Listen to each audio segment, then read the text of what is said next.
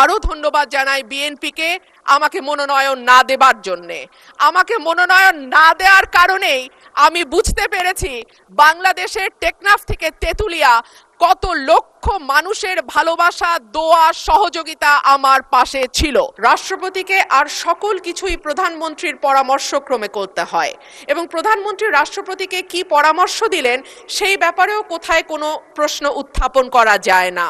সে কারণেই দীর্ঘদিন ধরে রাষ্ট্রপতি এবং প্রধানমন্ত্রীর ক্ষমতার ভারসাম্য আনবার ব্যাপারে বারবার আলোচনা হয়েছে। সরকারি দল, বিরোধী দল, 24-এর অভ্যুত্থানের আগে পরে সকল সময় বলা হয়েছে যে রাষ্ট্রপতি এবং প্রধানমন্ত্রীর ক্ষমতার ভারসাম্য আনা হোক।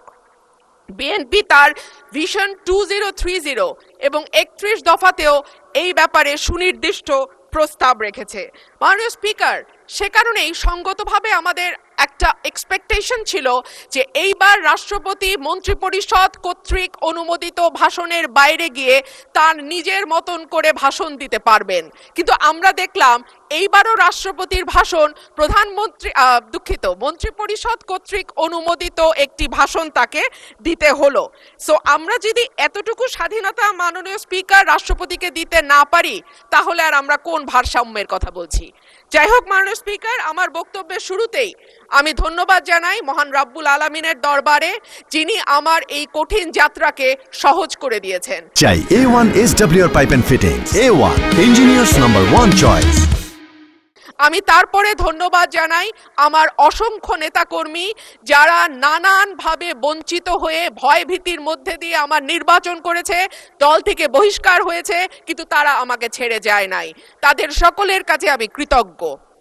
মাননীয় স্পিকার, আমি আরো ধন্যবাদ জানাই বিএনপিকে আমাকে মনোনয়ন না দেবার জন্যে।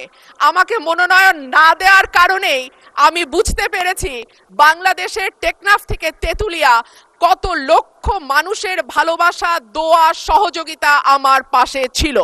একটা দলীয় গণ্ডির মধ্যে থেকে নির্বাচন করলে এটা বুঝবার সৌভাগ্য আমার হতো না।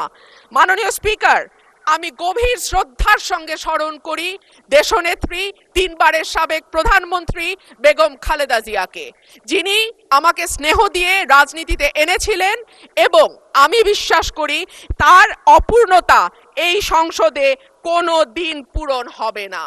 মাননীয় স্পিকার, হাজার মানুষের আত্মত্যাগ, তার ফসল হচ্ছে আজকের এই সংসদ। এই মানুষগুলো কারা যাদের আত্মত্যাগের বিনিময়ে আমরা আজকে কেউ মন্ত্রী, কেউ এমপি, কেউ সরকারি দল, কেউ বিরোধী দল হয়ে এসে সংসদে বসেছি? মাননীয় স্পিকার, তাদের স্বপ্ন কি ছিল? তারা জানতো তাদের এই আত্মত্যাগের বিনিময়ে তারা কিন্তু কেউ মন্ত্রী হবে না, এমপিও হবে না। তারা ছিল সাধারণ মানুষ, একেবারে খেটে খাওয়া সাধারণ জনগণ বাংলাদেশের। তারা একটা স্বপ্ন দেখেছিল, একটা নতুন বাংলাদেশ তৈরির স্বপ্ন, একটা নতুন রাজনীতি নির্মাণের স্বপ্ন, একটা নতুন চিন্তার জন্ম দেওয়ার স্বপ্ন, এবং সর্বোপরি সকলের জন্য যে এই ভীষণ রকম বৈষম্য আমরা দেখেছি গত কয়েক বছর, সেখান থেকে মুক্ত হয়ে সকলকে নিয়ে, সকলকে একসাথে করে একটা বাংলাদেশের স্বপ্ন। সেই সকল মানুষের কাছে আমি এবং আমি বিশ্বাস করি আমার সহকর্মী এই সংসদ সদস্যরা সকলেই কৃতজ্ঞ। মাননীয় স্পিকার, শহীদদের যে প্রত্যাশা নিয়ে গণ অভ্যুত্থান, সেই প্রত্যাশা কিন্তু বায়বীয় বা অলীক কোনো বিষয় ছিল না।